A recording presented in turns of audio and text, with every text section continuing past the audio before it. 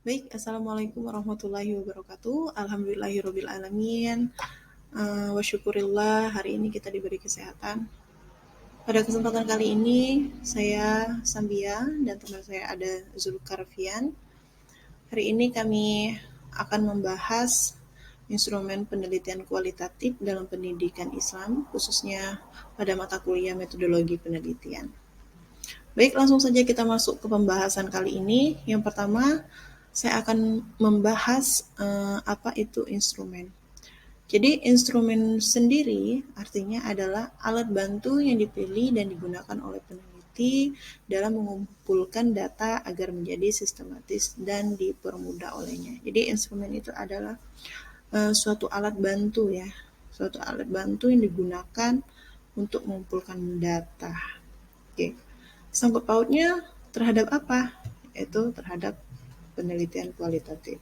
Jadi penelitian kualitatif itu sendiri adalah penelitian yang bertujuan memahami fenomena yang dialami oleh subjek penelitian, misalnya perilaku, persepsi, motivasi, tindakan, dan sebagainya. Oke, jadi kali ini yaitu ada instrumen penelitian kualitatif.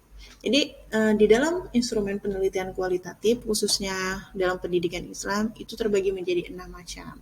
Pertama instrumen tes, kedua instrumen interview, ketiga wawancara mendalam atau in-depth interview, and then 4 itu ada FGD atau forum group discussion. Nomor 5 itu ada instrumen observasi, dan yang keenam itu ada instrumen dokumentasi. Selanjutnya, yang pertama yang akan saya bahas yang itu adalah instrumen tes. Jadi maksud instrumen tes itu sendiri yaitu teknik penilaian dengan butir-butir pertanyaan atau pernyataan yang dikerjakan oleh peserta didik untuk mengetahui kemampuan siswa. Jadi instrumen tes ini adalah suatu butir-butir pertanyaan dan pernyataan. Apa saja yang ada di dalam instrumen tes itu? Pertama, ada penempatan aspek yang diukur, kemudian ada pemilihan bentuk tes, penyusunan butir soal, pelaksanaan uji coba, analisis hasil uji coba, dan pencetakan tes. Kemudian jenis-jenis tes ada apa aja? Yaitu sebagai berikut. Jadi yang pertama itu ada tes kepribadian, kemudian tes bakat, tes intelijensi, tes sikap, tes minat, dan tes prestasi. Mungkin kita di sini sedikit paham ya mengenai instrumen tes, yaitu mengenai suatu butir-butir pertanyaan dan pernyataan yang harus dikerjakan oleh peserta didik. Selanjutnya itu ada instrumen interview. Jadi instrumen interview itu sendiri adalah berupa pedoman atau interview wawancara yang dapat dilakukan dengan struktur atau tidak terstruktur. Maksudnya seperti apa? Jadi instrumen yang wawancara yang terstruktur artinya adalah peneliti menggunakan bantuan lembar interview dan menanyakan sesuai dengan poin-poin yang ada dalam pedoman interview. Jadi biasanya di dalam wawancara terstruktur ini peneliti kualitatif menggunakan wawancara yang bebas dan semi terstruktur. Jadi dalam jenis-jenis interview biasanya ada wawancara tidak terstruktur, wawancara semi terstruktur, kemudian wawancara terstruktur, wawancara kelompok. Oke, selanjutnya ya, yang ketiga, itu ada wawancara mendalam atau in-depth interview. Jadi maksudnya di sini adalah wawancara mendalam yang digunakan pada penelitian kualitatif, yaitu wawancara yang dilakukan dengan tatap muka dan menggunakan metode wawancara bebas atau tanpa pedoman interview. Salah satu jenis-jenis yang mempengaruhi dari wawancara mendalam, yang pertama satu, jenis kelamin pewawancara menentukan hasil wawancara.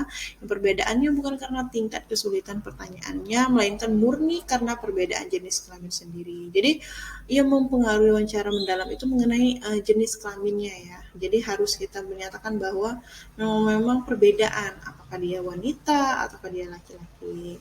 Kemudian perilaku pewawancara. Ketika kita mengajukan pertanyaan, boleh jadi narasumber tersinggung nih, atau merasa tidak nyaman. Oleh sebab itu, pewawancara harus sopan dan benar-benar matang mempersiapkan pertanyaan. Jadi maksudnya di sini, ketika kita menyiapkan suatu pertanyaan harus hati-hati karena ketika kita mengeluarkan suatu perkataan itu bisa saja orang menanggapinya salah. Jadi kita harus benar-benar bisa menggunakan kata-kata itu sebaik mungkin, sesopan mungkin, dan semudah mungkin untuk diserap oleh penerima pertanyaan. Kemudian kita lihat yang ketiga itu ada situasi interview. Misal nih, ketika kita berpartisipasi atau berpartisipan dalam keadaan tidak sehat atau sedang terburu-buru, pewawancara terlalu tegang saat komunikasi dan suara bising, bau, dan lainnya. Jadi ketika kita ingin melakukan situasi ya, atau ketika kita melakukan interview, kita lihat nih kondisi-kondisinya. Misalnya kalau misalnya lagi keadaan hujan atau bau, ya kita nggak usah dulu ditunda dulu, mungkin hari besok atau hari lainnya ya. Kemudian kita itu lihat-lihat nih, jangan terus tegang dalam keadaan yang santai kayak gitu.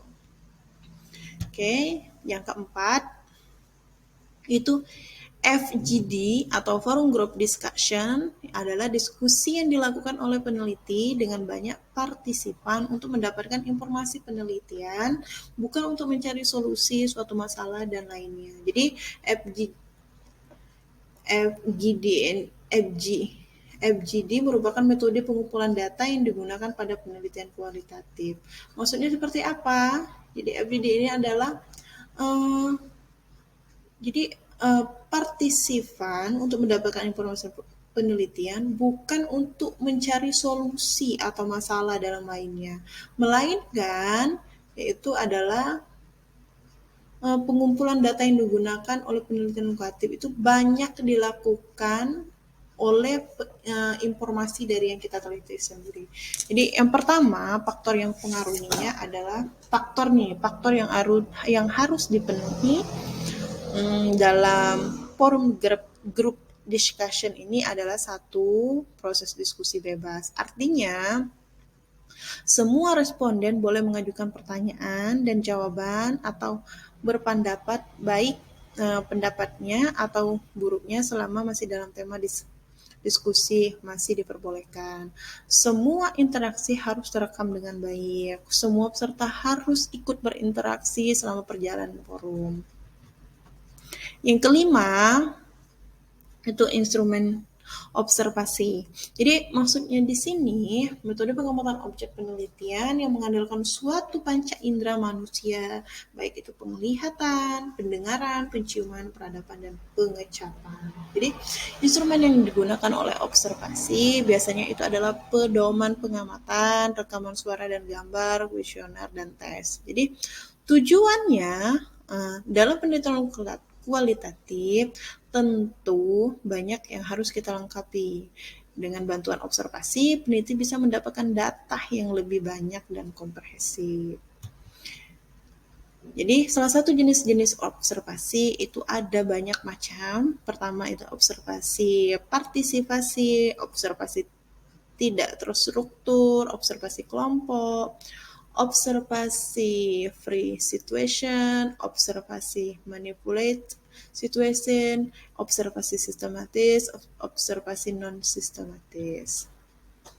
Yang terakhir, yang keenam, itu ada instrumen dokumentasi. Jadi instrumen dokumentasi digunakan penelitian yang menggunakan sejarah, mencari landasan hukum, dan aturan yang berlaku. Jadi penelitian yang menggunakan instrumen dokumentasi memanfaatkan media-media seperti majalah, foto, gambar, catatan harian, benda bersejarah, dan buku. Jadi dokumen ini digunakan dalam penelitian kualitatif untuk melengkapi metode wawancara dan observasi. Sehingga hasil penelitian sangat kaya informasi karena didukung dengan data yang bersumber dan bukti hidup dan bukti mati. Jadi kita jelas di sini. Ketika kita melakukan dokumentasi, kita ada bukti nih. Oh jelas, gambarnya ada, catatannya ada, benda wujudnya ada. Kita terbukti yaitu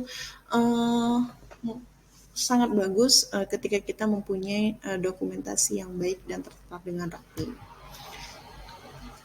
Oke, sedikit menjelaskan bahwasannya instrumen penelitian kualitatif dalam pendidikan Islam. Jadi pada penelitian pendidikan Islam tidak berbeda dengan penelitian pada umumnya. Yang membedakan hanya terletak pada objek dan sumber kajiannya. Setelah kita jelaskan tadi, ada 6 instrumen dalam penelitian kualitatif, baik itu dari tes, wawancara, observasi, dokumentasi, dan lain sebagainya. Jadi ini salah satu kami masukkan saja di kelompok kami untuk jadi bahan atau ilmu untuk kita semua, bahwasannya di dalam pendidikan Islam penelitian kualitatif biasanya menggunakan metode bayani, kemudian sama halnya dengan yang kita bawakan tadi, ada tes, observasi, wawancara, sama aja. Jadi di bayani ini menemukan ilmu dengan usaha maksimal dengan cara membaca, mempelajari, memahami, mengkaji penjelasan-penjelasan dari Anas, Al-Quran, dan hadis. Jadi sama aja, yang membedakan adalah tadi yang membedakan hanyalah objeknya ya. Jadi ini penelitian kualitatif menggunakan metode bayani, kemudian burhani, kemudian ada lagi tajribi,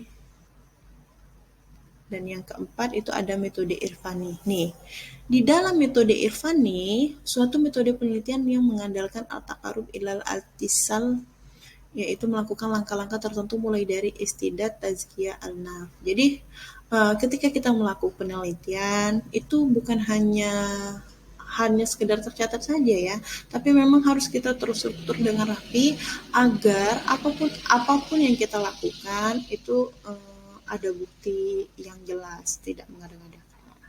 Jadi yang perlu kita ingatkan bahwasannya berdasarkan metode penelitian, satu metode penelitian pendidikan Islam yaitu dengan penelitian survei. Jadi penelitian dilakukan pada populasi besar maupun kecil. Tetapi data yang dipelajari adalah data dari sampel yang diambil dari populasi tersebut. Sehingga ditemukan kejadian-kejadian yang relatif, distribusi dan hubungan-hubungan antar variabel sosiologis maupun psikologis. Misalnya kita survei nih terhadap Porpil SD Muhammadiyah Surabaya. Jadi kita di sana menjelaskan tentang keadaan profil SD Muhammadiyah di Surabaya. Jadi kita harus yang terbaik dalam penelitian pendidikan Islam biasanya dia menggunakan metode survei, terjun langsung ya. Kemudian saya jelaskan sedikit juga bahwasanya kriteria penelitian pendidikan Islam yang baik adalah sebagai berikut. Kita harus mempunyai masalah dan tujuan penelitian, harus berkaitan dengan ruang lingkup penelitian pendidikan Islam, harus ada masalah, tujuan, ruang lingkup. Kemudian dapat diulang oleh peneliti lain sehingga dapat diuji validitas. Kemudian memiliki akurasi yang tinggi. Kemudian ada kesimpulan yang diambil harus didasarkan pada hal-hal yang terkait dengan data penelitian, berimbang antara nilai manfaat penelitian dan biaya penelitian. Ini sebenarnya banyak isinya, tapi sebagian saja kami cantumkan di sini bahwasanya ketika kita mau melakukan suatu penelitian kita jelas nih ada tujuan, latar belakang masalah, kemudian ruang lingkup, ada isi, ada dapat kemudian bisa divalidasi, kemudian ada manfaat nih ketika kita melakukan sesuatu ada ibrah yang kita dapat. Jadi benar-benar kita harus adanya yang namanya kesimpulan dan manfaat dari yang sesuatu yang kita teliti. Jadi suatu penelitian penelitian kualitatif ya teman-teman. Jadi perlu teman-teman tahu semuanya ya bahwasanya penelitian kualitatif akan mempunyai tingkat akurat atau tinggi nih dengan memiliki kriteria instrumen sebagai berikut, ada 4. Itu ada kredibilitas, kemudian transferabilitas, kemudian defendabilitas, dan konfirmabilitas. Jadi saya jelaskan satu-satu ya. Yang pertama itu ada kredibilitas. Artinya penelitian yang ditandai dengan pemahaman perasaan yang sama bagi orang yang membaca laporan atau responden yang mengalaminya sendiri. Jadi ketika kita membaca suatu penelitian, seorang pembaca bisa merasakan nih, oh sudah bisa membayangkan. Jadi benar-benar isi dalam penelitian kualitatif ini harus valid dalam mengukur atau merekam data penelitian. Jadi validitas bisa diujikan dengan cara mendiskusikan data penelitian dengan responden. Eh, Sedangkan reliabilitas instrumen dapat dibuktikan apabila instrumen yang sama akan menunjukkan hasil yang sama apabila digunakan oleh orang lain dalam waktu yang bersamaan dan waktu yang berbeda. Jadi ketika kita melakukan suatu penelitian nih, jadi ketika orang membaca harus bisa kita menulis itu orang bisa merasakan apa yang kita tulis kayak gitu ya. Yang kedua ada transferabilitas. Maksudnya apa? Yaitu menyatakan bahwa penelitian bersifat transparan nih apabila temuan penelitian bisa diaplikasikan pada kelompok lain.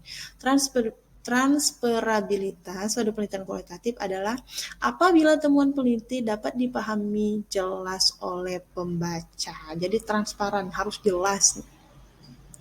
Yang ketiga ada defendabilitas. Maksudnya adalah defendabilitas ini ya teman-teman sama halnya dengan reliabilitas. Pada penelitian kualitatif disebut dengan derajat ketetapan yang dibuktikan dengan instrumen pengukuran penelitian. Reliabilitas penelitian kualitatif bisa dicapai dengan mengikuti langkah-langkah penyusunan penelitian, yaitu penyusunan database, dokumen, bukti, gambar, wawancara, dan seterusnya.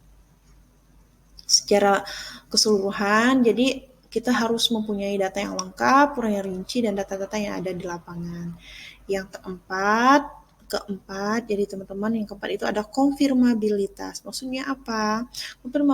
Konfirmabilitas adalah transparansi penelitian. Semua proses penyusunan dan data penelitian bisa diungkapkan kepada peneliti lain atau umum, sehingga temuannya bisa diperiksa atau dikonfirmasi lagi oleh peneliti lainnya. Wow, jadi luar biasa ya teman-teman. Ketika kita melakukan penelitian kualitatif, akan punya tingkat yang akurat lagi apabila dalam penelitian kita terdapat 4 yang bisa diterima oleh para pembaca. Jadi harus kita benar-benar terstruktur nih dalam menggunakan instrumen kualitatif. Kita harus menggunakan instrumen apa? Misalnya instrumen tes dan instrumen observasi. Kita harus bisa nih kredibilitasnya harus jelas, sampel transferabilitasnya juga harus bisa dipahami, defendabilitasnya juga mudah dimengerti, konfirmabilitasnya juga dapat diterima oleh para pembaca. Jadi jelas sekali bahwasannya ya teman-teman dalam penelitian kualitatif ini kita harus bisa memahami langsung nih apa yang terjadi di lapangan. Bukan hanya sekedar menerima data, tapi tidak. Jadi dalam penelitian kualitatif tentu kita harus mempunyai ke-6 instrumen itu dengan jelas. Ya, dari tes, wawancara, observasi, dan dokumentasi. Jadi kesimpulannya saya bacakan lagi ya teman-teman. Kesimpulannya pada intinya goals-nya yaitu adalah satu-satunya instrumen terpenting dalam penelitian kualitatif adalah peneliti itu sendiri. Artinya kita sendiri teman-teman. Ketika kita sendiri bisa memikat, bisa mengerti apa yang kita teliti, artinya penelitian kita itu sudah menjadi suatu yang perfect lah ya kayak gitu. Jadi kemudian dapat menggunakan alat-alat bantu untuk mengumpul data seperti tape recorder, video, kaset, kemudian apalagi boleh digunakan. Tetapi kegunaan dan manfaat alat-alat ini sangat tergantung pada peneliti itu sendiri. Boleh digunakan, boleh tidak. Enggak juga terlalu gimana. Asal sesuai dengan apa yang kita teliti. Kemudian, metode yang digunakan oleh penelitian untuk menghimpun data, instrumen penelitian adalah alat bantu yang digunakan dalam sebuah peneliti untuk mengumpulkan aneka ragam informasi yang diolah secara kualitatif, kemudian disusun secara sistematis. Jadi, teman-teman di sini apakah sudah siap dalam melakukan suatu penyusunan tesis menggunakan instrumen penelitian kualitatif ataukah kuantitatif? Jadi, itu saja penjelasan dari kelompok kami mengenai instrumen penelitian kualitatif. Semoga apa yang kami jelaskan bisa dipahami. Kalau misalnya ada pertanyaan kita diskusikan sama-sama, boleh cek di kolom komentar. Mungkin ada yang ingin bertanya atau kurang jelas, boleh kita diskusikan di kolom komentar, boleh di komen ya teman-teman. Saya terima, saya sadar bahwa masih banyak kesalahan yang saya lakukan. Sekali lagi, saya ucapkan terima kasih. Saya akhiri. Wassalamualaikum warahmatullahi wabarakatuh. Semoga kita semua sehat selalu. Bye-bye. Thanks.